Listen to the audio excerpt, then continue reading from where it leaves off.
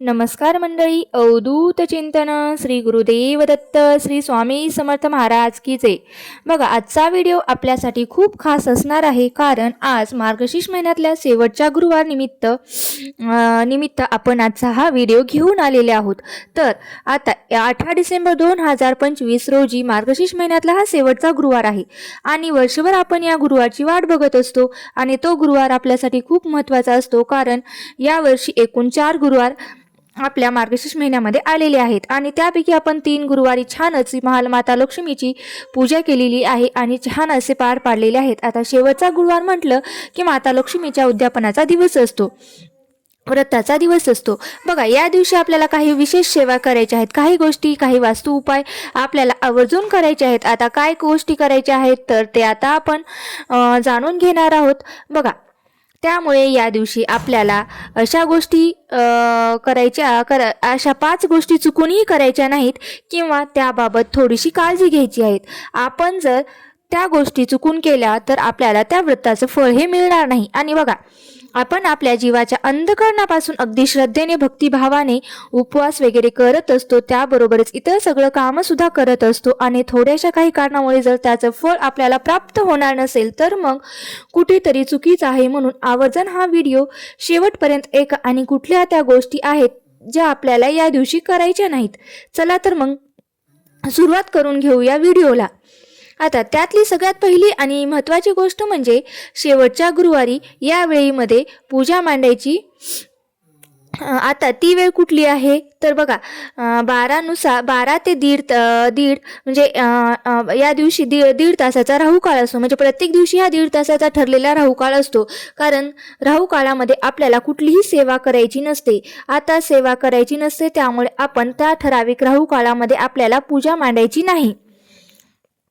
पण काही ठराविक सेवा जर आपण जाणून बुजून त्या राहुकाळात केल्या तर त्याने आपले अनेक दोष सुद्धा दूर होतात. पण त्या राहुकाळामध्ये कुठल्या सेवा केल्या जातात त्या काळामध्ये दुर्गा सप्तशतीचे पाठ केले जातात. बघा, जर तुम्हाला दुर्गा सप्तशतीचा दररोज पाठ करायचा असेल तर तुम्ही आवर्जून करू शकतात, पण या मार्गशीर्ष महिन्याची तुम्ही पूजा मात्र करायची नाही. मार्गशीर्ष महिन्याची जी काही पूजा आहे ती तुम्ही गुरुवारचे स्वामी समर्थाचं व्रत करत असाल किंवा इतर कोणतीही पूजा मांडणी असेल तर ती पूजा तुम्ही चुकूनही राहुकाळात करायची नाही किंवा करू नये.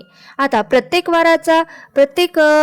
वारी हा राहुकाळ हा ठरलेलाच असतो. त्याचप्रमाणे गुरुवारचा जो राहुकाळ असणार आहे तो दुपारी 1:30 ते 3 वाजेपर्यंत असणार आहे. तर या काळामध्ये तुम्ही चुकूनही पूजा मांडणी करू नका. आता मार्गशीर्ष महिन्यातील जी पूजा मांडणी आहे ती शक्यतो आपली सकाळी अंघोळ झाली की लगेच करून घ्यावी. सेवा देखील लगेच करायच्या आहेत. पण बऱ्याचदा काय होतं की अनेक महिलांचे छोटे मूळ असतात किंवा घरातील कामामुळे त्यांना सकाळी पूजा करणं होत नाही. मग पूजा मांडणी करायला उशीर होतं. मग मुलांची घरातलं सगळ्यांचं आवरून करायचं म्हटलं तर धावपळ होते. मग सकाळी कोणी करत नाही, पण दुपारची जी वेळ असते ती थोडीशी निवांत असते. पण मग विचार करतो की आपण दुपारच्या वेळेस पूजा मांडणी करू शकतो का. जर तुम्ही असा विचार करत असाल तर चुकूनही गुरुवारच्या दिवशी 1:30 ते 3 या काळामध्ये पूजा मांडणी करू नका, कारण 1:30 ते 3 हा गुरुवारी राहुकाळ असल्यामुळे 1:30च्या अगोदर तुम्ही करून घेऊ शकतात किंवा 3च्या नंतर जमलं तर तुम्ही पूजा मांडू शकतात, पण 1:30 ते 3 या काळामध्ये तुम्ही पूजा मांडणी करू नका. तसेच सुरुवातीला सांगितल्याप्रमाणे सकाळी पूजा केली तर छानच होईल, पण तुम्हाला त्यावेळेस जर नाही जमलं तर तुम्ही प्रदोष काळामध्ये सुद्धा पूजा मांडणी करून घेऊ शकतात. आता मांडणी करून घ्या आणि कथा वाचन तुम्ही दिवसभरामध्ये कधीही करा, पण हा 1.5 तास वगळून. आणि तसे पाहिले तर आपण शेवटच्या गुरुवारी उद्यापन करत असतो, त्यामुळे आपण संध्याकाळी म्हणजे सांज वेळेला जास्त पूजा केलेला जास्त महत्त्व देतो. त्यानंतर दुसरी गोष्ट म्हणजे ज्या महिलांचा मासिक धर्माचा 4था दिवस आहे अशा महिलांनी या दिवशी पूजा करू नका. आता तुमचे जर सुरुवातीचे 3 गुरुवार झालेले आहेत, पण 4थ्या गुरुवारच्या दिवशी जर तुमचा मासिक धर्म असेल तर तुम्ही पूजा मांडणी करू शकत नाही. तुम्ही उपवास करायचा आहे, पण पूजा मांडणी तुम्हाला करायची नाही किंवा उद्यापनही करायचं नाही. पण मागील व्हिडिओमध्ये सांगितल्याप्रमाणे तुम्ही घरातील एखाद्या व्यक्तीकडून उद्यापन करून घेऊ शकतात किंवा जर तुमच्या घरात कोणी नसेल तर तुम्ही पौष महिन्यातील एखाद्या गुरुवारी त्या व्रताचं उद्यापन करू शकतात.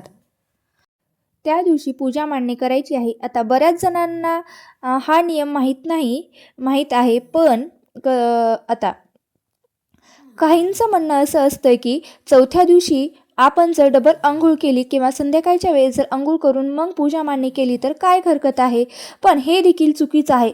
वर्षाकाठी आपण एकदाच हे व्रत करत असतो, तर सगळे नियम आपल्याकडून पाळले गेलेच पाहिजेत. म्हणून तुमचा जर मासिक पाळीचा 4था दिवस असेल तर तुम्ही या दिवशी पूजा मांडणी करू नका.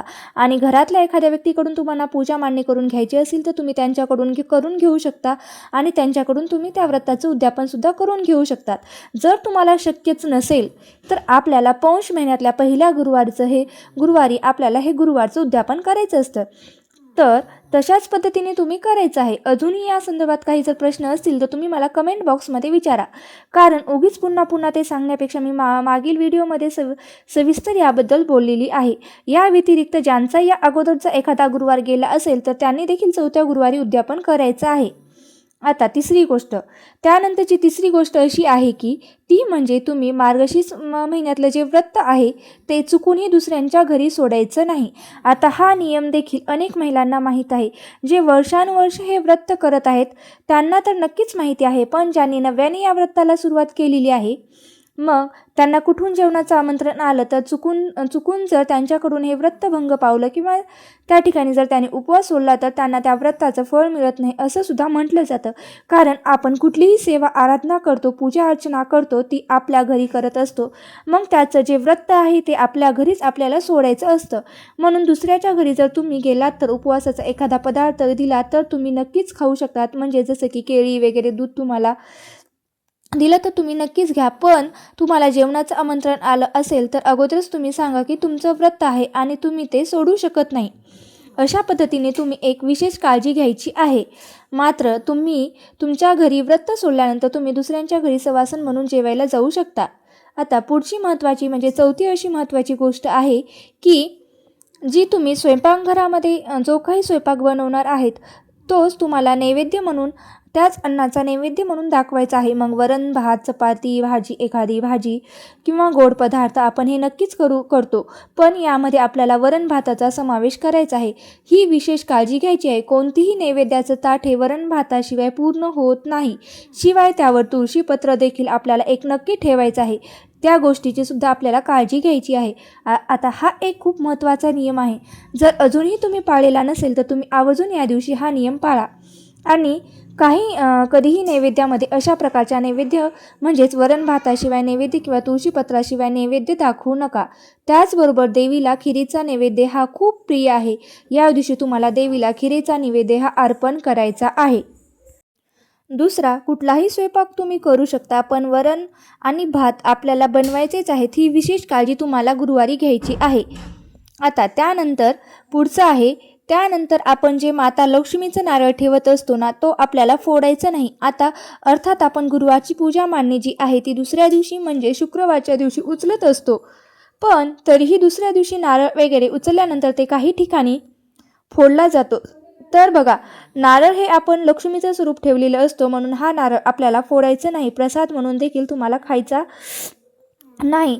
हा जो नारळ आहे तो आपण वाहत्या पाण्यामध्ये विसर्जित करून द्यायचा आहे किंवा तुम्ही मी मागील व्हिडिओमध्ये सांगितल्याप्रमाणे देखील विसर्जित करू शकतात किंवा तुम्ही प्रसाद म्हणून सुद्धा खाऊ शकतात. मात्र ओटीचा नारळ तुम्ही फोडून प्रसाद म्हणून खाऊ शकता किंवा ती ओटी देखील तुम्ही एखाद्या दुसऱ्याला देऊ शकतात किंवा घरातील सवासण देखील ती ओटी घेऊ शकते.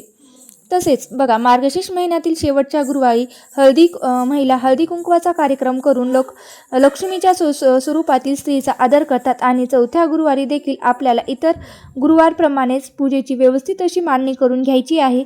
महालक्ष्मी व्रताची कथा वाचायची आहे. संध्याकाळी देवीला नैवेद्य दाखवायचा आहे. तसेच संध्याकाळी महिलांना हळदी कुंकू करण्यासाठी आमंत्रण द्यायचं आहे, कारण त्यांना देखील देवी स्वरूप मानून आपण त्यांचं स्वागत आणि आदर करत असतो.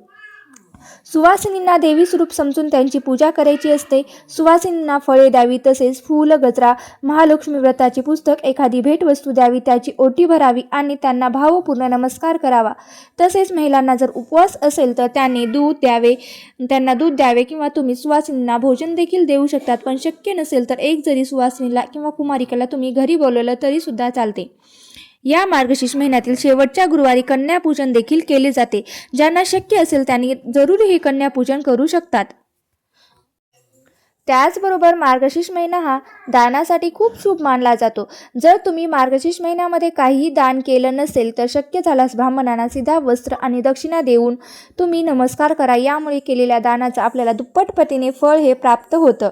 आता पुढचा नियम म्हणजे गुरुवारी पैसे देणे किंवा घेणे हे देखील आवर्जून टाळावे. चुकूनही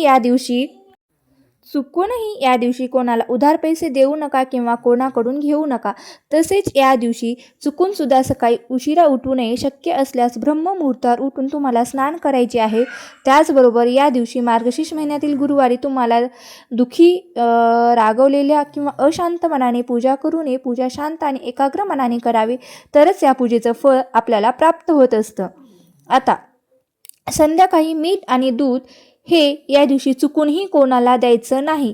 तसेच काळे किंवा गडद रंगाचे कपडे या दिवशी आवर्जून टाळावे. शक्य असेल तर पिवळ्या किंवा लाल रंगाचे वस्त्र आपल्याला परिधान करून मार्गशीर्ष महिन्यातील गुरुवारची पूजा करायची आहे. तर अशा पद्धतीने तुमचं गुरुवारचं जे व्रत आहे ते पूर्ण होणार आहे. तर या ज्या काही 5-6 गोष्टी सांगितल्या आहेत त्या खूप महत्त्वपूर्ण आहेत. प्रत्येक गोष्ट जर तुम्ही बघितली तर तुम्ही पाळायलाच हवी, तरच तुम्हाला त्या व्रताचं फळ हे 100% मिळेल. म्हणूनच आवर्जून हे 5 ते 6 नियम पालन करा आणि अशा पद्धतीने तुम्ही मार्गशीर्ष महिन्यातील गुरुवारचे उद्यापन करा. व्हिडिओ आवडल्यास व्हिडिओला नक्की लाईक करा, शेअर करा आणि चॅनलवरती नवीन असाल तर चॅनलला सबस्क्राईब करून घ्या, कारण तुम्हाला असेच नवनवीन माहितीपूर्ण व्हिडिओ पाहायला भेटतील. आणि माझा व्हिडिओ तुम्ही शेवटपर्यंत पाहिला असेल मी आशा करत असते आणि त्याबद्दल मी तुमची मनापासून खूप खूप आभारी आहे. धन्यवाद. श्री स्वामी समर्थ. जय जय स्वामी समर्थ.